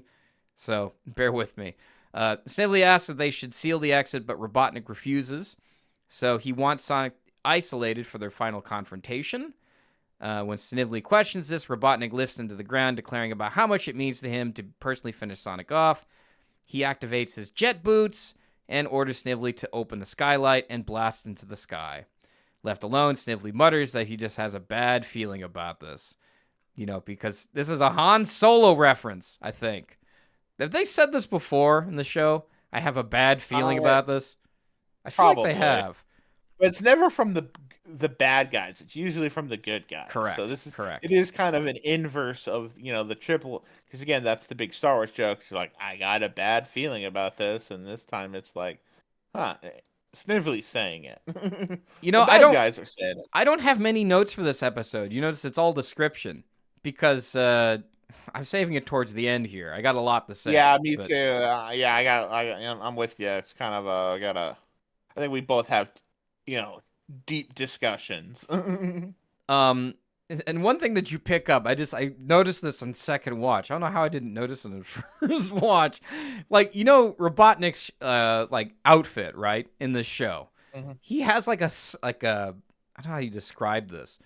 His stomach has a circle in the center of it, where his navel is, right? Yeah. Where it's a stripe, an upward and a horizontal and a vertical stripe that meet in the middle, and there's a circle in the center, and it's an actual button. I laughed out loud, noticing that that's an actual button. I don't think he actually has something like this in other iterations of Eggman or Robotnik, right? Well, his finger is on the button. All right. Okay. Push the button. I mean, he's got. I walked right into that one, didn't I? Yeah, you did. That's one thing. I do actually thought was really cool about movie Eggman Robotnik is his little gloves that he was always kind of inputting commands onto. Mm-hmm. And then he's got his little drones. So I thought that was kind of cool, but. I'm sure the other Eggmans have kind of had other things. I mean, we've seen him use jetpacks before and all that fun stuff. Yeah, but I just thought that was funny. He puts a button on the center of his tummy. Okay. Anyway, it's sort of what is it, Sonic 3 when he's he's drumming his stomach while jamming out to his favorite telenovela, right? Yeah. It kind of reminded me of that a little bit. I mean, of course, this is kind of done seriously. The other one's kind of done for as a joke. But anyway, that's the only thing. This is one of the only things I got out of this episode. I mean, I have, of course, final thoughts on it, but this is one of the only tidbits I really have to say. That and it's coming up here. Let's get back to the analysis. So inside, what, you have something to say? Gotta move on. No, continue on. So inside the Doomsday machine, Sally, Bunny, and Antoine jump onto the latest Doomsday pod, preparing to make their escape. As the doors begin to close between them, Sally hesitates, wanting to stay and help Sonic, but he insists that they would only slow him down. Bunny agrees, urging Sally not to go. Reluctantly, Sally hands Nicole over to Sonic, telling him he's going to need her. Ooh. The metal doors seal shut, separating them. Now alone, Sonic activates Nicole, who projects a holographic image of the Doomsday Machine schematics. Asking for details, Sonic pinpoints his location and then has Nicole display the main control room. Wasting no time, Sonic speeds through the corridors, eventually arriving at the generator chamber. Wasting no time again, he begins planting explosives from his backpack onto the generator before retreating into a side corridor. Donning a pair of goggles that, show up in earlier episodes. I think even the first season. Sonic signals the coal to detonate. A massive explosion shakes the room, and Sonic believes that he's won, until he rushes back to see that the generator is completely intact. But before he can act, Robotnik emerges from the hole in the floor, gleefully revealing that the generator is protected by an impenetrable diamond glass casing. With a sinister grin, Robotnik pulls out a remote and activates a nearby suction tube, instantly pulling Sonic into a capsule below. Trapped, Sonic looks around and realizes that he is inside a multi-chambered roboticizer designed specifically for him. Robotnik descends, taunting him, lamenting that their eternal struggle must come to an end, and though he acknowledges Sonic as a worthy adversary. Without hesitation... I do... Yes, you got something? Finally. Yes. Oh, wow. Okay. Passive aggressive. No, not you. I'm not saying, it's just like, to me, it's like, I have nothing to say about this scene. I want to say something, but I have nothing. Go on. Okay. It is kind of a fun little dialogue exchange. It's kind of that, it's kind of like, I would salute you as a worthy adversary, blah, blah, blah. Because it's kind of that, I've enjoyed this game. You have been a worthy adversary, but in games, there's always winners and losers. And in this game, we both know losers get roboticized. And he flips the switch. It's kind of a neat moment. And so down comes the energy, and Sonic's like, well, crap, what do I do? I guess one thing I could throw in here, because I was hoping for something to say. One thing I kind of get out of this moment is it kind of really does feel like the end stage of the Sonic game, where it's like, Robotnik's on the moon, and he has like his impenetrable suit, or like again, robot or something. This feels like something you'd see on a Death Egg. Yeah, da da da da, dun dun dun dun dun. That one. Yeah, it feels final act. It does. It feels nice. I mean, I will say one bonus point I'll give to this show is just it does feel like that. It does feel like it's leading to something. Yeah. So without further ado, without hesitation, Robotnik initiates the roboticization process. As energy surges around him, Sonic pulls out a power ring, using its energy to push back against the machine. Amused, Robotnik merely increases the power, causing Sonic to struggle. But Sonic isn't done yet. He pulls out 2 additional power rings, unleashing their energy to counteract the roboticizer. Robotnik, caught off guard, wasn't prepared for this. Gathering all of his strength, Sonic slams himself against the capsule walls, rattling it until it tips over and launches out of the machine, sending Sonic tumbling into safety. Enraged, I do want to add, this is the middle point of the episode. Yes, it is. Yes. Enraged, do you have something more to say? No, that's it. Okay. Yeah, it's a long one, and we'll get to it. Enraged, Robotnik scrambles to recover, but he is too late, watching the fiasco from a monitor. Snively smirks, mocking his boss for yet another failure. Meanwhile, in the Great Unknown, Sally, Dulcie, Antoine, Uncle Chuck, and Tails anxiously scan the horizon through binoculars, waiting for Sonic's return. Moments later, Sonic arrives, met with eager questions from Tails and Antoine about whether he succeeded. Sonic, however, shakes his head. He failed. The generator is invulnerable due to its diamond glass protection. Antoine faints at the news, but Sally reassures Sonic that he did his best. Determined to keep fighting, Uncle Chuck suddenly proposes a new idea, using the deep power stones. So, one thing I want to point out here, Sonic calls Tails T2. Does he call him T2 anywhere else in the Sonic franchise, or is it only this show? I can't think of it off the top of my head. Yeah, I can't either. Commenters down below, let us know. Anyway, I guess this is like a continuity goof.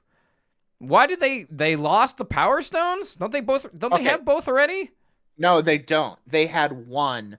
Robotnik had the other. Okay. Did I see? This is where I was getting confused with my notes, and I'm like, wait a minute. Yeah. No, your notes were off. Robotnik had one. He got the first one, and then they got the second one at the end, and it was the second one where they debated whether they were going to destroy it or not, but they said, let's keep it. We may need it in the future. Wink, wink, nudge, nudge. Okay, so the Yeah. continuity checks out. All right. Yeah. Okay, I was a little confused because the way they set it up, it makes you think that they have both of them. Or they play that No, they just music had and they make one. it seem like it. But yeah, I guess you're right. That does check out. Yeah. So yeah, thanks for pointing that out because the continuity and all the little details in the show do confuse me sometimes. Please pick bones with us down in those comments or any way you want to reach out to us. We do appreciate the feedback. In all seriousness. So Sonic quickly dismisses it, pointing out that they only have one Power Stone, while Robotnik possesses the other. But Chuck suggests a bold plan. Steal Robotnik's deep Power Stone, and with no other option, Sonic takes off towards Robotropolis. Upon arriving, Sonic finds the city nearly empty, abandoned due to the Doomsday Project. Slipping into Robotnik's headquarters, Sonic uses Nicole to hack into the villain's safe, only to find it empty. Frustrated, Sonic prepares to leave, but Nicole alerts him to check the war room. Rushing back, Sonic discovers the deep Power Stone resting on the pedestal. Wasting no time, he snatches it and races back to his friends. I like how he just keeps it unguarded up there. Well, see, that's the funny thing is it's like they're hacking into the safe, which is on the table. Yes. And they don't even realize it's on the table like a paperweight. He doesn't even have it in the safe. It's like, come on now, this is just like this isn't haha funny. You guys were duped. It was right fucking there. Come on, guys. Yeah. So yeah, that was a little frustrating. Yeah. Well, whatever. I'm sure there's a real world explanation we can get to later. What is it? Later in the Great Unknown, Sally and Uncle Chuck work out to pinpoint the location of the tunnel where the Doomsday pods are launching. And at that moment, Sonic returns, tossing the deep Power Stone to Sally. Holding it up, she declares that they finally have a plan.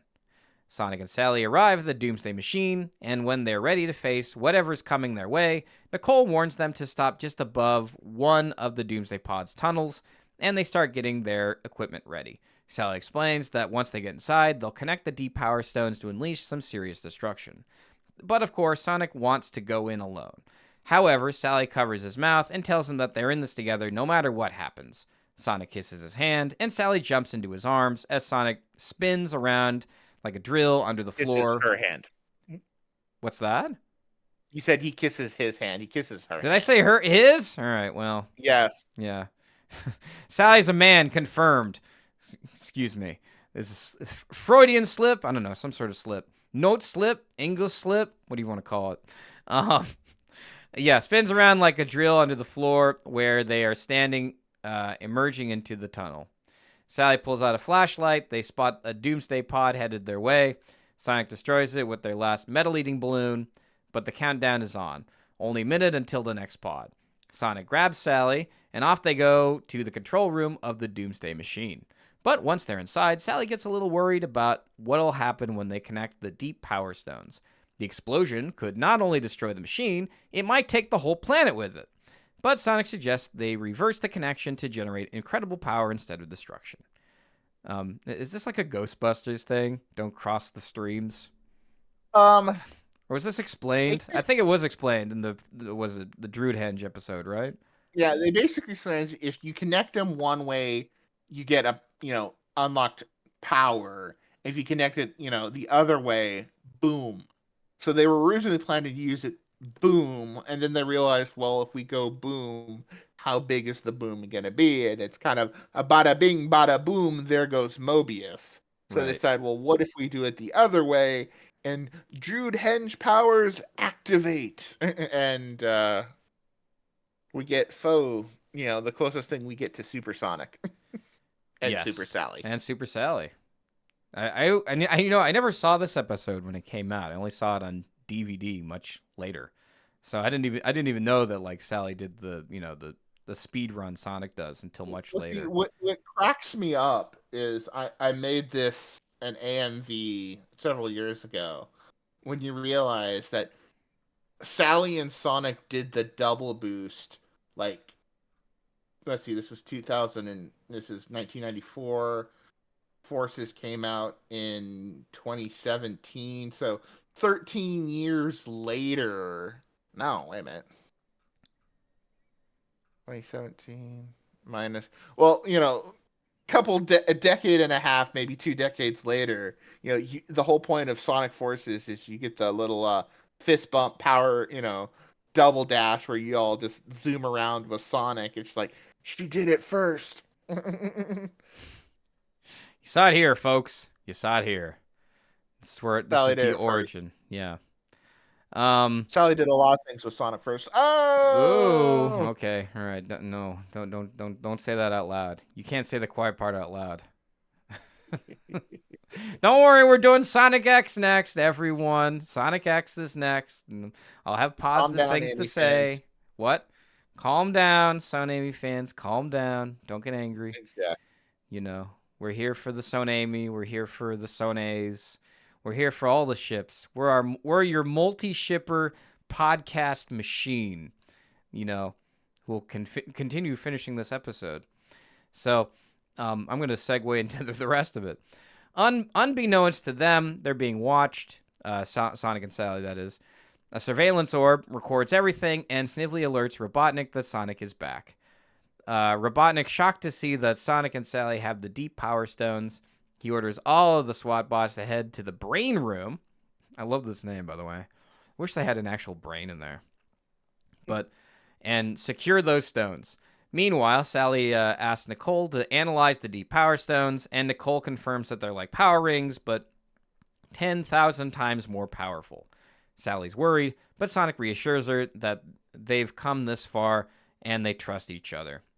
Then it's game time. The SWAT bots arrive, but Sonic and Sally are ready. They connect the deep power stones, creating an energy barrier, and start tearing through the Doomsday machine. It's chaos. Sonic and Sally running around, wrecking everything in sight. The robots scatter, and Robotnik finally had enough. He tries to escape in his hovercraft, leaving Snively behind. Snively isn't having it, though. He finds a hidden elevator and escapes underground. Meanwhile, he had it prepped. Oh, yeah. He didn't. Yeah, he it's one of those things where, okay, so mine will stop, Excuse me, not finds an elevator. He has an elevator. You're right. Yeah, he had a it's basically, as, and we'll get to some of the issues I have with this scene, just on a technical level, but, they go to escape, and, it says only room for one, and, Snively's like, well, what am I supposed to do? And he's like, whatever, and he bails, and Snively kind of glares at him and says, you don't give me enough credit, Julian. So he calls him by his name. Yeah. So, at this point, Snively is done. So, like, he just walks over, pushes a little button, this little thing pops out, and he gets in. Like, he saw this coming a mile away. So, like, he must have had, like, an escape pod built in and ready to go on the off chance of the probable chance of Sonic wrecking shit. Yes. Well, hold on. Let me finish up this one last thought. We're pretty close to the end here. Can you hear the tedium in my voice? Meanwhile, the Freedom Fighters, Ari, Lupe, Polo, and Dirk are escaping too. Somehow they escaped, even though they got caught. Managing to flee in a hover unit as the Doomsday machine collapses. The machine explodes in a burst of light, and Robotnik can be heard raging, cursing Sonic's name as everything goes down in flames. I should mention, I should say a montage of cursing, Robotnik. Not an actual, we don't actually see this. The people who made this show, did they run out of budget? Okay. They couldn't show us. Yeah, we're going to talk about that. I want to say that till we're done. Let's finish this episode. Yeah, I don't like how he's killed off screen. Anyway, yeah, let's continue. After the destruction, Sonic and Sally land on a hill, victorious. They high-five, and there's a surge of energy. Sally jokingly wonders what would happen if they had kissed under the influence of the deep power stones. But Sonic wasn't having it for some reason. After they high-five. Yeah, and he wusses out. Well, it's like they high-five, and they get this little kind of like, like shockwave kind of like badass. And then she's like, oh, if we got that from a high five, what about a kiss? And she goes out and Sonic's like, bounce. And then she Come laughs on, and Sonic. What's going on, man? I mean, it's What are you funny because doing? they've kissed like 5 times. It's like, Yeah, right? yeah. You're that afraid of that much power? Come on. You're killing me. Like, you saved this for Amy, right? All right. She came on too strong for you? I guess she did. I don't know. He doesn't like it when girls come on too strong to him, I guess. I guess. Because 5 seconds later. Yeah, he kisses her again. Like, what the hell, man? Like, bring we him get back. so What happened to him? So yeah, let's finish it off. So basically, we get back to Knothole. Everyone's excited. Fireworks. Robotnik is defeated. Everyone's happy, and we get this kind of fun little. Sally's like, "I can't believe it. We did it. He's gone." And Sonic seems a little. He's Underwhelmed. not underwhelmed, but he's kind of like, well, what are you gonna do? What's a hero without a villain? Tell you what it is. It's a kiss that goes to fireworks. But yes. Yeah, Sally drops the line of, "You'll always be my hero, Sonic Hedgehog," and they kind of hug and then smooch, and then the energy from the deep power spoons come back, and neon lights the way as Sally does her little the classic little one-legged leg up move, and while Antoine just looks like, ugh, right in front of my salad. And that's the end of SatAM. But there is, in fact, the final scene is the ruins of the Doomsday machine, and the little elevator that Snively had gone into pops back up, and he walks out in a new fit saying, "The big guy's gone, and it's my turn. And I'm not alone." So he laughs as he walks out, and then in the darkness you see 2 red eyes, which would later be revealed to be Nagus. So According to emails sent from Sonic and Ben Hurst back and forth. But yes. Yeah. Yes. And that's SatAM. Yeah, and that's the end of the series. I want to thank everybody for sticking around and listening to our But we're analysis. not done. We have fun. Oh, yeah. Well, we didn't need to do the review, of course, but I want to thank, just, before we sign off for today. But, yes. Thoughts, Malzilla? Okay, I have a lot of thoughts. I think this is going to be the majority of the episode. Let's go. I enjoyed watching this episode when I first saw it as a kid, and it was fun. I didn't really think, again, young kid. Watching it again, there is a lot of technical issues, like where it feels like this should have been 2 episodes. Like the fact that in approximately 10 minutes they go from launching, getting attacked by the Doomsday to launching a full-scale assault to Sonic getting captured and almost roboticized. Mm-hmm. That happens in like 12 minutes. That could be an episode in and of itself. Yeah. And then, the back end of the episode, it's like, oh, let's go back to Robotropolis. No one's there. Did you really think he'd leave that thing unguarded on the desk? Really? And then we get to the whole,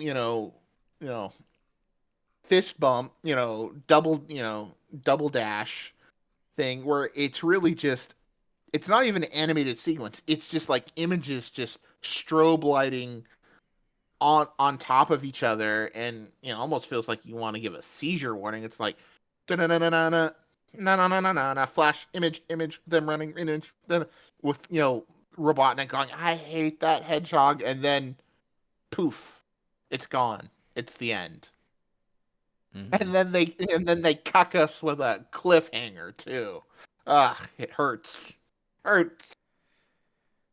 Yeah. There's a lot of issues with this episode. It's too long.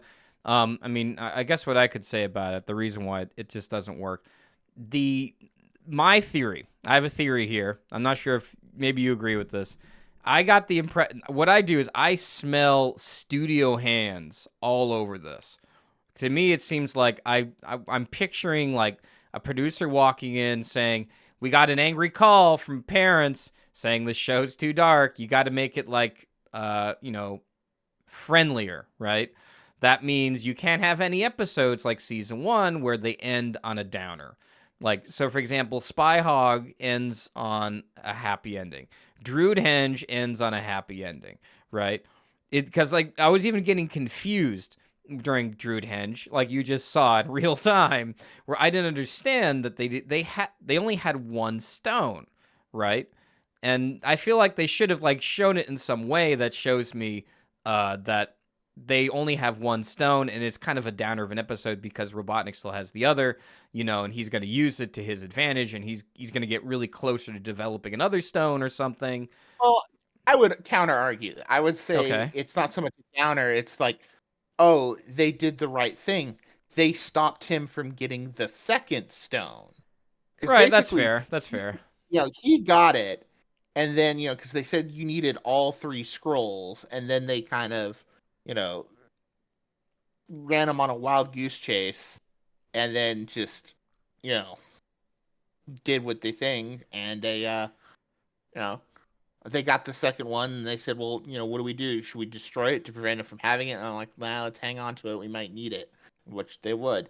To me, I'm really curious if, I would have loved to kind of knowing what we know now to go back to the production meetings for this season, Oh yeah, where it's like, because again, for the series finale, and there's some good stuff in it, but it's also just like jam packed together. it It is. It feels is. legitimately 2 episodes that they just truncated, and it's just like, then why the fuck did we have 2 episodes where we got these little dumbass mini episodes? We could have just taken one. We could have taken the Odd Yeah, Couple right, and one right. of maybe Rebecca or the training, maybe the training one. 'Cause, that kind of plays into Tails' arc. We could take the Odd Couple and them training.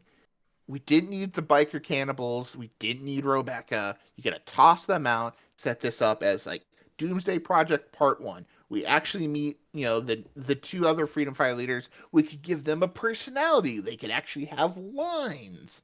They could actually plan like, okay, we're gonna, capture them and try to rescue them, and then, you end it with the climax is Sonic getting captured, and you could literally do to be continued as the roboticizer energy comes down. Mm-hmm. Then you get Doomsday Part 2. Sonic manages to escape. He busts out. And then it's like, okay, well, what do we do? Like, we got it. We need a Hail Mary. Well, about the dude power station. It's just like, oh, yeah. Well, let's go get it. And, maybe, have something set up for Sonic over there. Again, don't have it, like, don't put it on the freaking table while he's looking at the safe that's 3 feet away from it.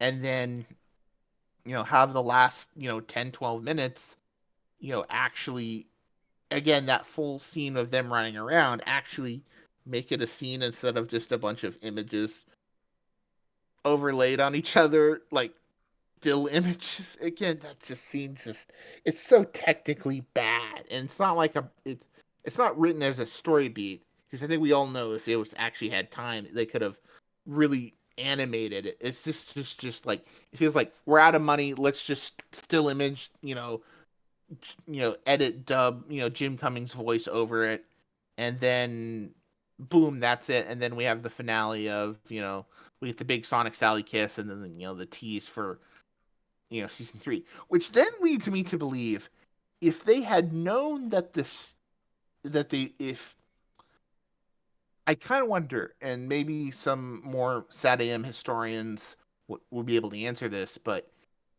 I don't think, at least logically in my mind, I don't think if they knew this was going to be the series finale, they wouldn't have put in the cliffhanger with Snively and Nagas. Mm-hmm. Like, it would have ended literally on the kiss and happy days. They probably would have brought the king back. They would have wrapped it up in the bow. So it leads me to believe that they made season 2 fully thinking they were going to get a season 3, and then it was sometime after season 2, probably maybe even during the production of season 2, that they just kind of, too late in the process to, change anything, say, yep, nope, we're not getting a season 2.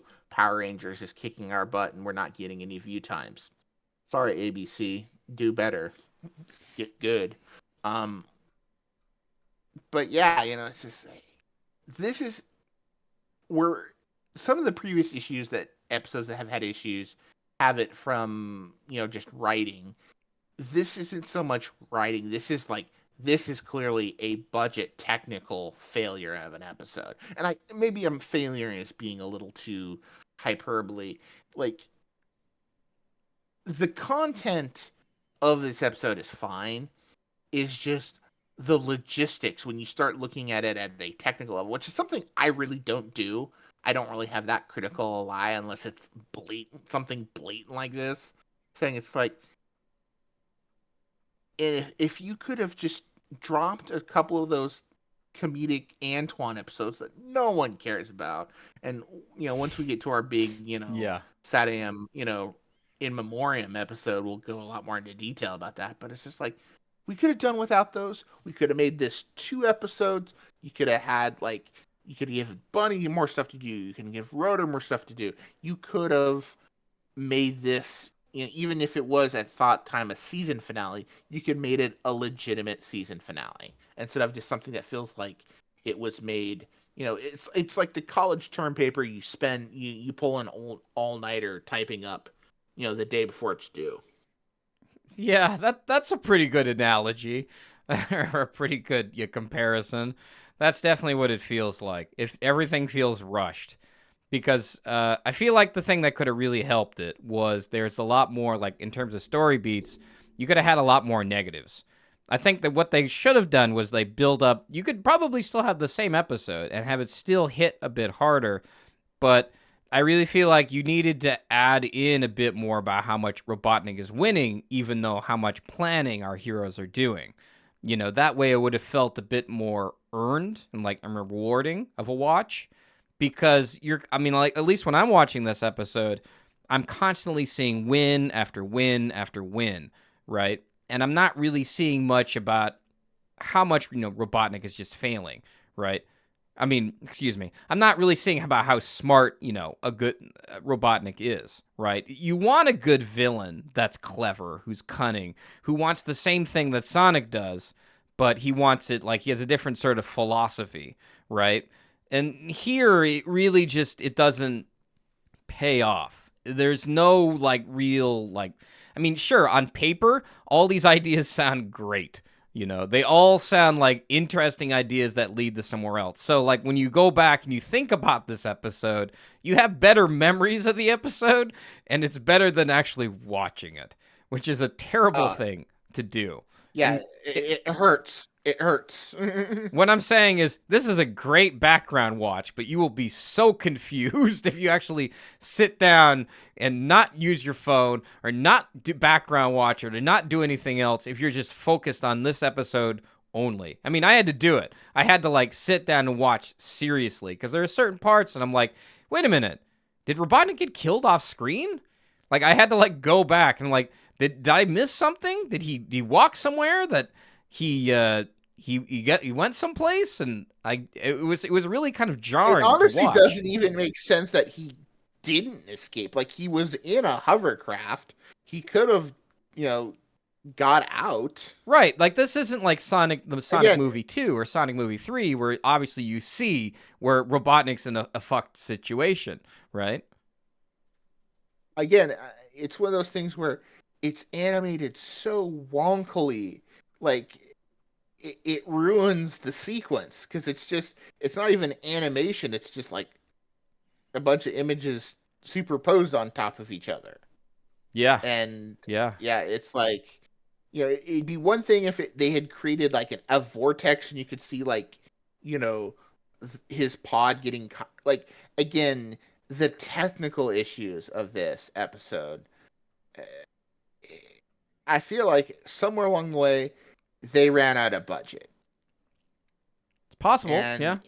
and maybe that's the reason they did the minisodes, but it still feels like, man, there is just a lot of, like, especially at the, like, you don't cut corners on the climax, guys. This is the, you know, think about it.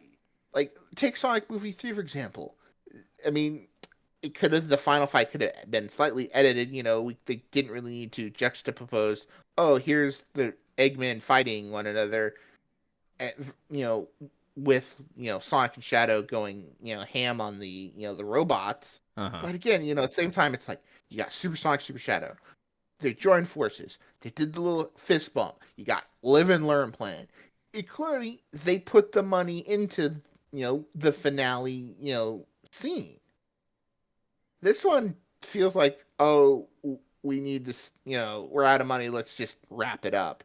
But even then, it's like at the same time, once the scene's over, it goes back to normal. It's like, oh yeah, we're back, and here's the big kiss everyone's been wanting, even though they've kissed a bunch through the series.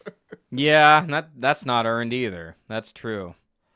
Yeah, I don't know. I guess I'm gonna try to get a SatAM historian to do our wrap up, along with us trying to also get John Dobbs to do the final episode. So hopefully they'll be joining us in this last Yeah, this episode to kind of shine and some light on what's going on with the show and and more behind the scenes sort of talk. and kind of just a retrospect of SatAM as a whole, season 1 and 2. What did we like? What didn't we like? But let's quickly give our this episode Doomsday Project. Let's give our reviews, and then let's give our review of season 2 as a whole.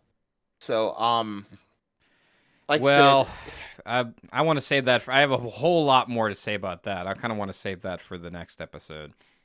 Unless you okay, well got then something to say right away. I got something to say. So All right. the Doomsday Project. I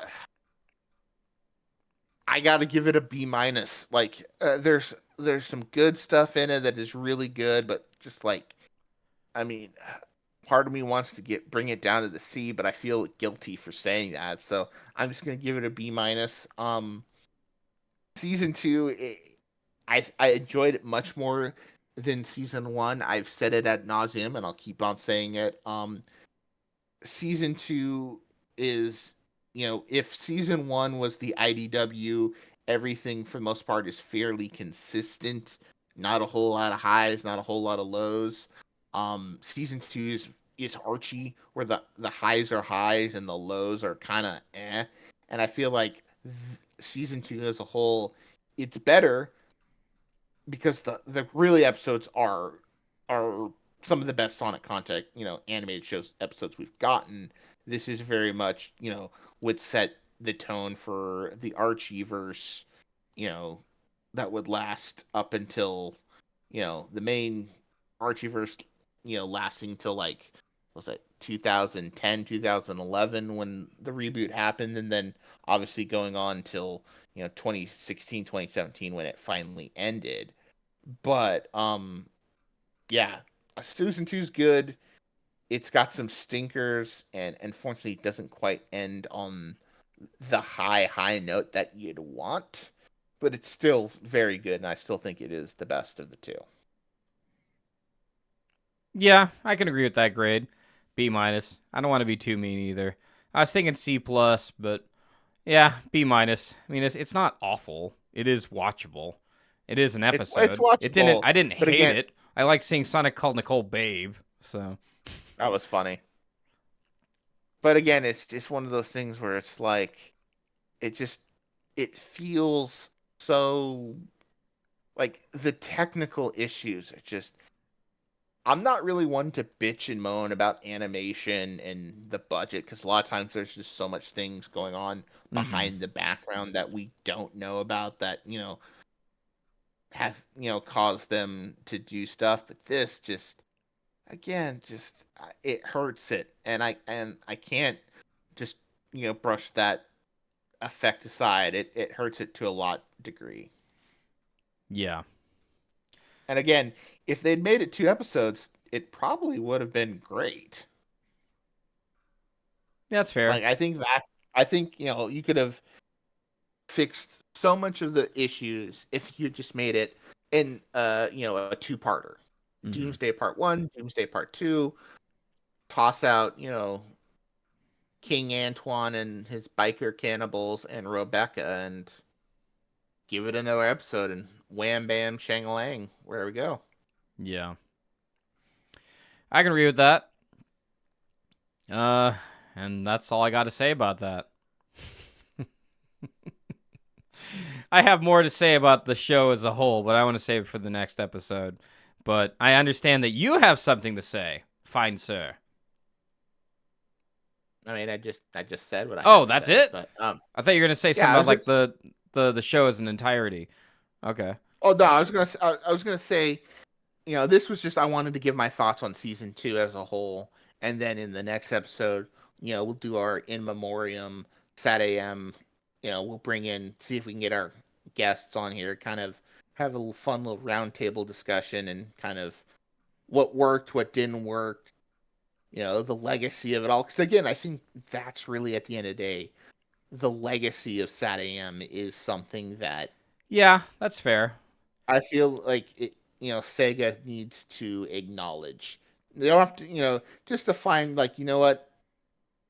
Maybe we're not going to exactly use these characters, but this was a big Sonic thing for a lot of people, and it means something to a lot of people. And I think that's one of the biggest issues a lot of fans have taken. It feels like, we see, there's so many brilliant artistic people in Sonic now working for Sega, finding ways to weave in all the continuities, and obviously we are the whole thing is to get new. It is a business, it is a capitalistic venture, so they want to get young folk, want to get the kids to watch it, so the kids will ask their parents to buy the games, blah blah blah. But throw a bone to us old folks who grew up with the series, in its infancy, who remember, what the franchise was like before Shadow, before Adventure. Back when you had, 3 really good games, but, also some crazy, TV shows. Again, it's just kind of, I think it's the one thing that, all fans of all, especially in this stage of nostalgia, we all just, we all want to feel like we're the time, the effort, the fandom was, it was worth something, You just want to say, wow, did I just waste, 10 years of my life, buying all these Archie comics, it's not going to mean anything. It's just going to, you go online, it's like, oh, you read Archie, you watch SatAM, you're cringe. It's like, I mean, what else was there at the time? You don't have to like it. That's not fine. What else was there? Force you to like it. Yeah, it's like, I watched Sonic X when it aired. It was, at best, it was fine. At worst, it was, again, it's that kind of, I think it's one of the funny things, the internal rivalry between, SatAM fans and Sonic X fans. But once we get into Sonic X and we can really kind of dive down into what that season was. Is it good? Is it cringe? Is Chris Thorndike actually terrible? Answer is yes. But and I'll say this: I think Sonic X did some good it made some smart choices. It's not, it has some smart choices. It's done. Okay, I'm starting to ramble. So that's about all I have to say. Thanks for sticking with us through all these SatAM episodes. Mm-hmm. Yep. Yeah, guys, be sure to follow us down below if you have any. If you want to, be sure to check us out for more Sonic X episodes when we go into that. But I'm going to talk a little bit more about that later. But I want to thank everybody for listening and getting this far. And if you haven't subscribed, please do so. It does really help us. It helps us, produce more episodes. And Come hang out with us in the Discord. Yeah. So vocalize your opinions. We promise we won't ban you. Yeah. So, anything you want to say before we go? Again, thanks for waiting around. I know it's been a couple weeks. We've just, we're two guys with a lot of stuff going on in real life, and most of it good stuff. And yeah, just try to balance it all out. It's kind of it's fun that we've completed all this SatAM stuff. We can look at some other stuff. We got some obviously um the Sonic DC crossover starts in a couple of weeks. I believe the issue comes out on the 19th. So we'll be able to talk about that and see what happens when the big boys, the when some of the some professionals. Oh, it's Ian Flynn. It's all the usual suspects actually writing and drawing it. But let's see what happens when the two big book companies get a hold of Sonic and how it may differ than what IDW does. All right, then. We'll catch you guys next time. We'll stomp you later. Bye. You and me, babe. Show me some pictures.